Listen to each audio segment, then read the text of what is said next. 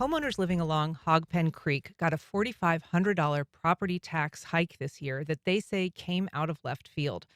To discuss it, we are joined by former Jacksonville City Council member Robin Lumb. Good morning, Robin. Good morning. And Casmira Harrison, reporter for Jacksonville Today. Good morning, Cas. Good morning. So, Casmira, you spent time with a number of residents out in the Hogpen Creek area. This is basically east of San Pablo, north of Beach Boulevard, Yes. and along the Intracoastal. How did these people first learn about the new taxing district? Well, they first learned about the actual district with a letter in the mail that said, "Hey, your taxes are going up. You got an assessment for $2,500." It was like prorated for half a year at the beginning because they were late. The district was late getting the tax bill in Gotcha. And this was supposed to be basically a 45,000, or excuse me, $4,500 bill the per first year. year, or Yeah, yeah, per year, and it could go up to as much as 7,500. 7,500. Okay. 7,500. And this goes on for how long? How long are they going to be taxed? Essentially, it's forever. I mean, because you have you're paying for the first dredge, but then there's maintenance included. So however, long it takes to maintain the creek and keep the silt out, but it's an ongoing problem. So essentially, you're going to be paying for maintenance dredging for Why is this assessment? I mean, I foreseeable think we can future. all understand the shock and sort of dismay of getting a big tax bill in the mail, but why is this a particular concern for some of the homeowners in that neighborhood? N Not everybody has the same amount of money, not everybody has the same amount of land. Some people have moved into that area in the 1980s, bought their house really inexpensively. They're older residents who are on fixed incomes, and they were not expecting to get something like this. And there is a little bit of a divide because part of that neighborhood is very new, very wealthy. There's kind of a gated community component where the homes are much more valuable. Yes. And part of the dredging project will essentially increase home values, and that's what the district seems to be hyper focused on, is that the home values will increase if you can bring a like 30-foot boat down Hogpen Creek. Sure, that makes sense. So, Robin Lum, how is it that residents would not be notified of something like this? This is how city council operates. Unless it's a zoning issue, the only obligation the city council has when they're passing an ordinance is to advertise it in a newspaper of public record, which in this case the city almost always uses the Financial News and Daily Record, and uh, then to post it on the website. I think they post it in a couple of places. One is on the city council's website, and there's another place they post it on the city's website. So unless you get up in the morning and the first thing you do is you go to the Financial News and Daily Record and read the legal notices, you do not realize that there's legislation like this pending in front of city council. And city council has no obligation to send out notices. It seems extraordinary that someone could just establish a taxing district. Where does the impetus for creating this district even come from? There's a state statute that allows the creation of what are called either independent or dependent special districts. A dependent special district is a district whose jurisdiction is wholly within the municipality or county that brought it into existence. So this is known as the Hogpen Dependent Special District, and it can be created by legislative fiat. Where does the actual inspiration come from, though? Who created it?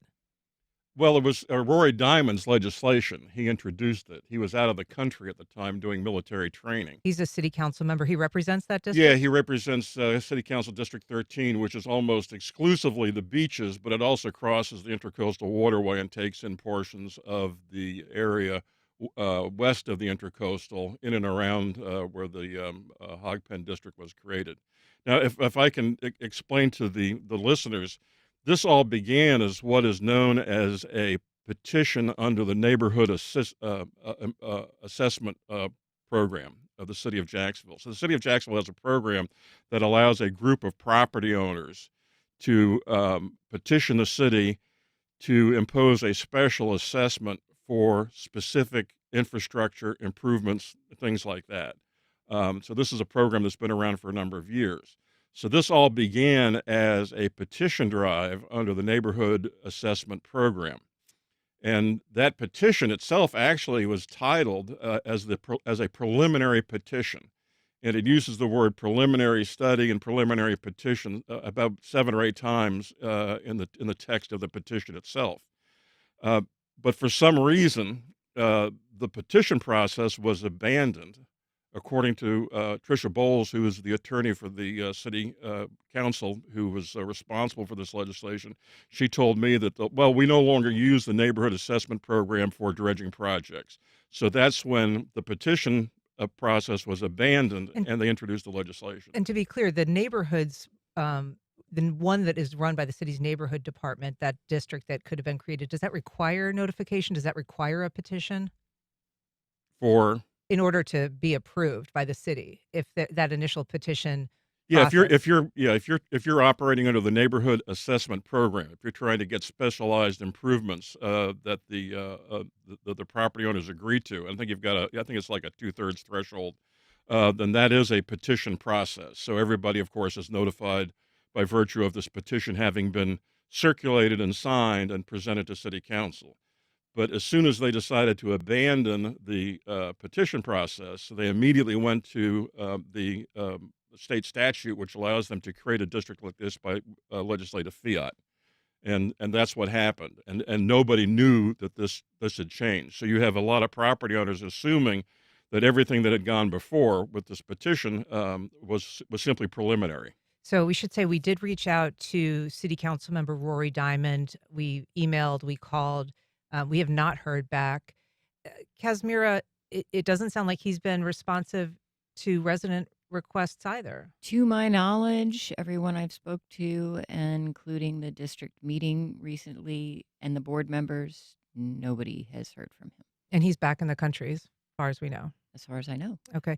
As the We are last talking councilman. about the creation of a special taxing district on the Intracoastal West neighborhood, Holiday Hills generally. Is that what it's called? Uh, Holiday Harbor? Holiday Harbor. Sorry, Holiday Harbor. Well, there are several neighborhoods. One is called Seven Pines Island. The other is Holiday Harbor, The and other then is there's Catch Catch Cove. Cove. Okay. All of those affected. If you want to weigh in on this issue, we invite your calls or comments. You can email firstcoastconnect@wjct.org, or you can call us on air at 904-549-2937. We have a call from Jean in Beauclair. Good morning, Jean. Go ahead. Hey, good morning. How does this situation with Hogpen Creek compare or contrast to the property homeowners on the beach in Duval County and St. Johns County who benefit, and I know it's federal, but who benefit from dredging projects? How come Hogpen Creek gets taxed and the people on the beach don't? And you're thinking of what kind of dredging project at the beach? The beach renourishment, the sand replenishment. I gotcha. Okay, good question. So those people are having, their property replenished by beach renourishment, but that is not something that they're paying for directly. That's primarily, that's an expenditure by the federal government, primarily, I guess, to maintain tourism and to maintain a beachfront that could be used by tourists. So we also have a question from John on Facebook. He says, what role, if any, are water management districts playing in any special taxing districts that have a dredging impact throughout the state? I've done a number of public records requests. I've done public records requests all over, and contacted the St. Johns River Water Management District. They claim to have no authority over this. The two regulatory entities that do have authority over dredging projects like this would be the United States Army Corps of Engineers and the Florida Department of Environmental Protection. At this point, I don't know if the FDEP is involved. I do know that the Board of Supervisors of the Hogpen Dependent Special District submitted an application, a dredging application, to the Army Corps of Engineers about 2 months ago, and that's about a 6-7 month process. But those agencies would just be from an environmental regulatory standpoint, not anybody that would interfere with this taxing district or have any say. No, all they would do is say yay or nay on the dredge. And my understanding is the Army Corps of Engineers almost always rubber stamps these things. So, Casmira, there are people, we should say, plenty of people that do support this for reasons that you mentioned, including home values, because these are homes that are on an intercoastal property. And if people can't take boats to dock at those docks, certainly that is a diminishment of their value. Well, certainly they can take boats. They have boats out there, but because of the dredging, they need to go out at low tide. They would need it to be dredged deeper, At low tide, but they can't get out they at low can tide. go out at high tide. Okay, that's The interesting. goal is to dredge to 5 feet at mean low water, meaning mean low tide. 5 to 7, I Um, think. and they're talking about possibly dredging it a bit deeper to Seven Pines Island. There's also another element to this whole story, if I can introduce it at this time. For sure. So I see this as two component parts. One has to do with how the Hogpen Dependent District came into existence, and the other one has to do with the cause of the silt and sediment entering Hogpen Creek. So Hogpen Creek is unique because the city of Jacksonville's Sandalwood Canal, which runs for 4 miles from I-295 all the way to Hogpen Creek, drains approximately 11 square miles of land area between Atlantic and Beach Boulevard. So this is a canal that runs from west to east and empties into Hogpen? Yeah, it is an open canal. At some points, it's like 30 feet wide. I've gone and surveyed it at various points where you can observe from bridges and take a look at this thing. It is a substantial piece of infrastructure in the city's stormwater management system. And even in a half-inch rainfall, it could account for millions of gallons of surface water runoff entering into Sandalwood Canal and finding its way into Hogpen Creek. And if you look at Hogpen Creek, if you look at the hydrographic surveys, you realize that the sediment and silt is piling up in the area closest to San Pablo Road, which is the area farthest from the Intracoastal Waterway. And the areas closest to the Intracoastal Waterway actually have the deepest channels. During mean low water near Seven Pines Island, it's 5 to 7 feet deep. If you go down to San Pablo Road, it's only a half foot at mean low water. So the further west you go, the origin of the canal, it's much shallower, and then it gets much deeper as it reaches Yeah, the and creek? you can see we have photographs. You can see piles of sand. We've got a photograph of one of the people that was interviewed by Casmira, Moulton Smith. He's standing in the middle of Hogpen Creek at low tide, and he's standing on sand. He's Yeah, not you could standing walk on. across the creek. When I went out and interviewed him at low tide, you could walk right across. And so what's the significance of the canal getting deeper as it goes towards the creek? Well, it's the canal is the canal, so the canal empties into the creek. But if you look at the accumulation of silt and sand, it's closest to San Pablo Road, which is where Sandalwood Canal is basically emptying into Hogpen Creek. There's very little evidence that the silt and sand is coming from the Intercoastal Waterway. There's two reasons for that. One is that there's virtually no dredging activity taking place in the Intercoastal Waterway. So there's no indication that there's silt and sand accumulating in the waterway. When I say virtually no dredging activity, the only thing that's happened in the past 25 or 30 years are a couple of small dredges in and around the marina at Atlantic Boulevard, where Atlantic Boulevard crosses the Intercoastal Waterway. What about the dredging of the main stem of the St. Johns River? That doesn't. I mean, that's a dredging project in the St. Johns River. There's no indication that Okay. any silt or sand escaped and went down the Intercoastal Waterway. There's another factor here too. Hogpen Creek joins the Intercoastal Waterway at a right angle. So even if you have an incoming tide, current of the incoming tide is around 2 miles an hour. Currents don't make right-hand turns. I guess your contention is that the silt is originating in the city's canal, the canal the city is supposed to maintain, and that's where the silt is coming from. The city is charging, and by the way, there's a total of 111 affected property owners. The city has in setting up this dependent special district, the city is requiring property owners to fix a problem the city created. Wh- This problem was created by the city of Jacksonville. I mean, what should be happening to the silt in that canal if it was being handled properly in your view?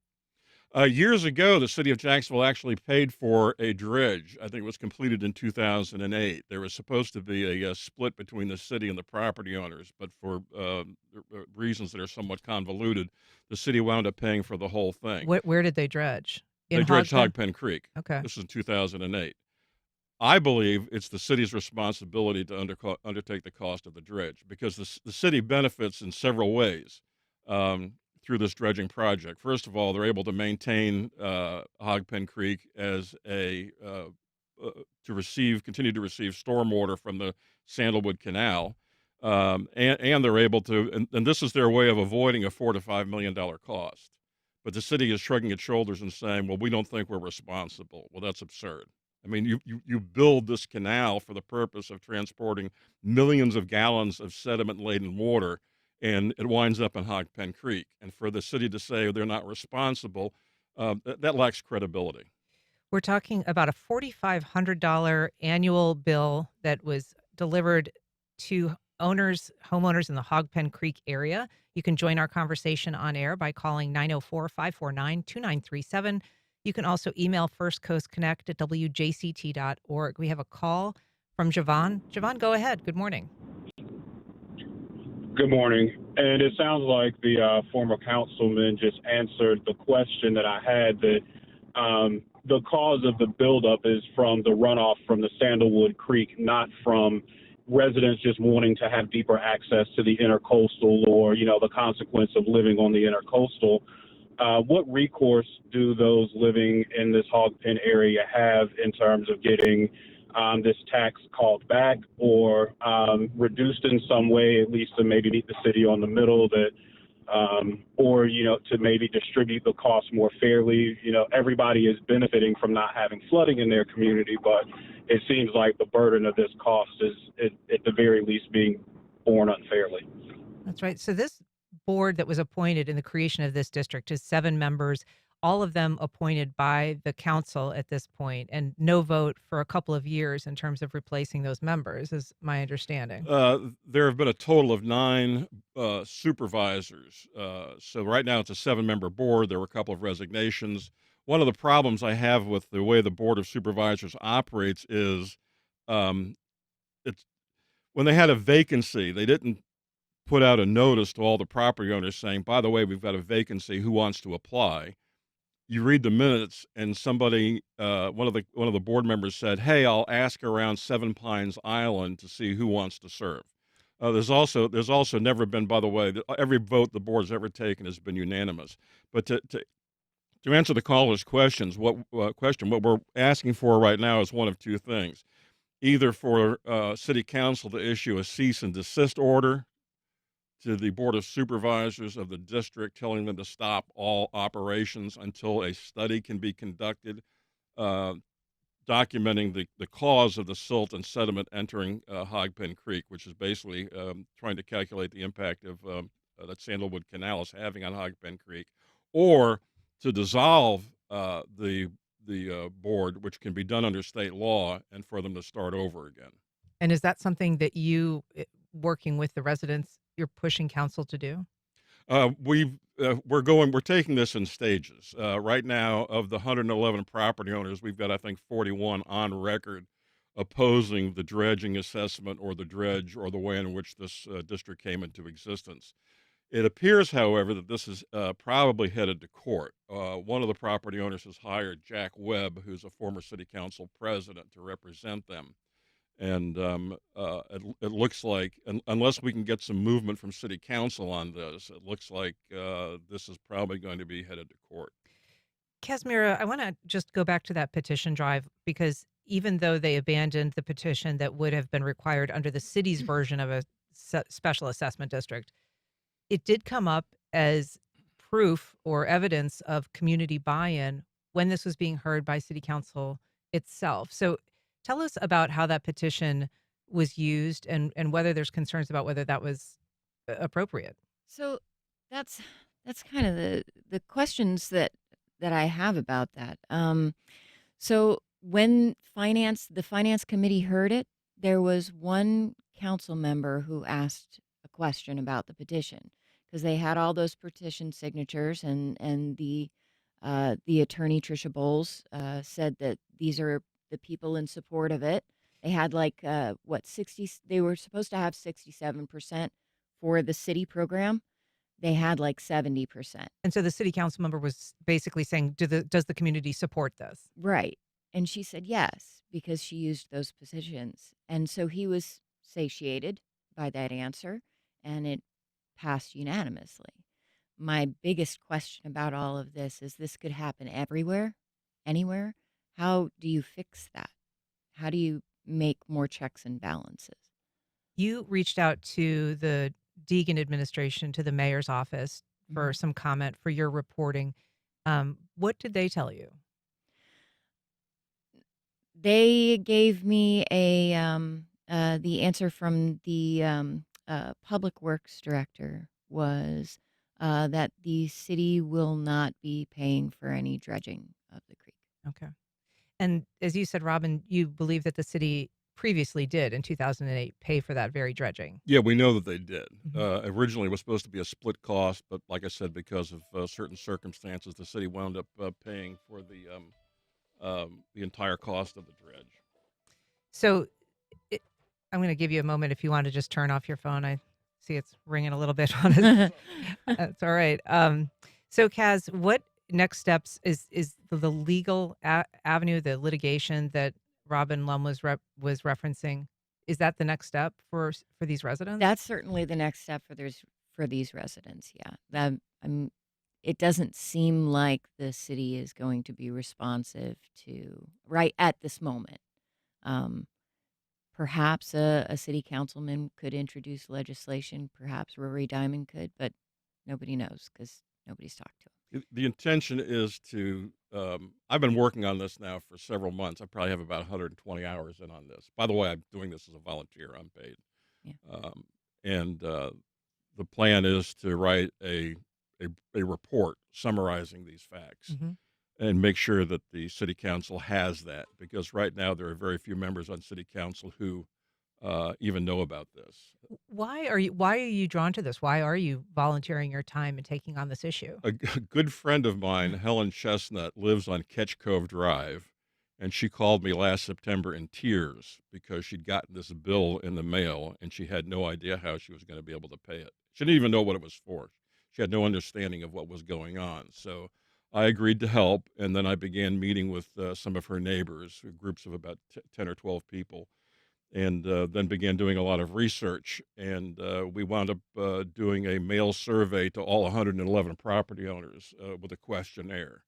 And so between that and our own petition, like I said, we've identified about 42 people that are now opposed to the dredge, including 14 who had signed the petition initially. That preliminary petition. Right. And I think what is was so surprising to people about this and about this story is that this district came into existence essentially without these residents knowing about it. So if it can happen, as you say, if people don't wake up and look at the daily record legal notices, they may not be aware of something like this. It would basically be the prerogative of a city council member to create this district. Is that the way that it gets before city Yeah, if council? there was a special need. So supposedly under state law, these districts are supposed to be created for the purpose of taxing um, persons who are going to benefit directly from a project like the dredge. And by the way, these assessments are per lot assessments; they're not ad valorem. So the person with the $1.8 million house in Seven Pines Island is going to be paying the same amount of money as somebody whose house may only be worth $600,000 or $700,000 because it's a per lot assessment. And Kaz, you were talking to, as you said, there's some older residents there who are on fixed incomes who bought their homes for much, much less money when they first moved in. They're going to be paying this assessment if they remain, but you've also talked to people who have concerns about trying to sell their home. Yeah, I got contacted after my story ran by one of the residents' sons, and they were trying to sell their house, and now they're reaching hurdles because people look at that tax assessment that's coming down the pike, and they're like, "What? this is a liability. Because this is it's estimated to be about $40,000 per household during the life of this initial dredge. Over the course of the time. We've got an email from Tom. He says, this is a drainage issue, how Public Works dredged the creek due to Hodges Road construction silting. The dispute stems from Public Works' position that this was a one-time action, though there have been Kernan and San Pablo construction since. You familiar with that, Robin? I'm not quite sure what the question is.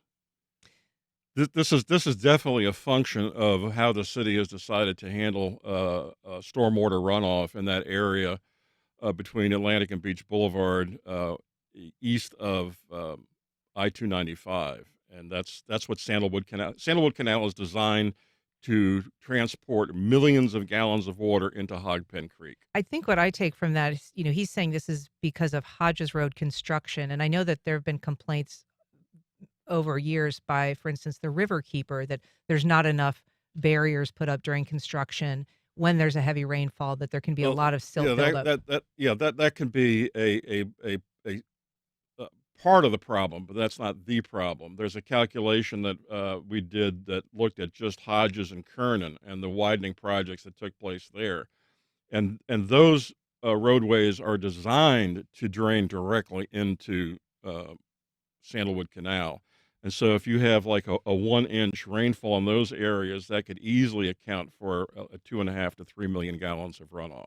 Email from John. He says, I just wanted to note St. Augustine Beach City Council is meeting to discuss an additional assessment in the property taxes for the stormwater drainage that they improved. I mean, stormwater is an enormous cost for the city, and I guess some trickle down, obviously, for residents. Yeah, when I was with the mayor's office, we spent a lot of time looking at the city's stormwater management because we were operating under a requirement for a nitrogen reduction entering the St. Johns River.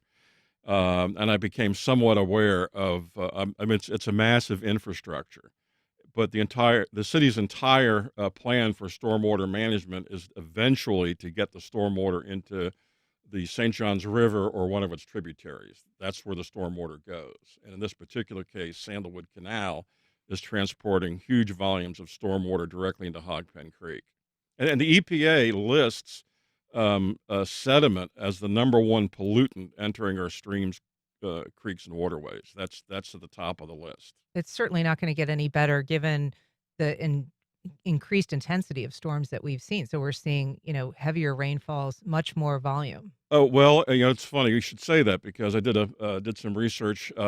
Jacksonville has an average of 16 rainfall events each year of 1 inch or more. That's an historic average that goes back a number of decades, very little variance between decades.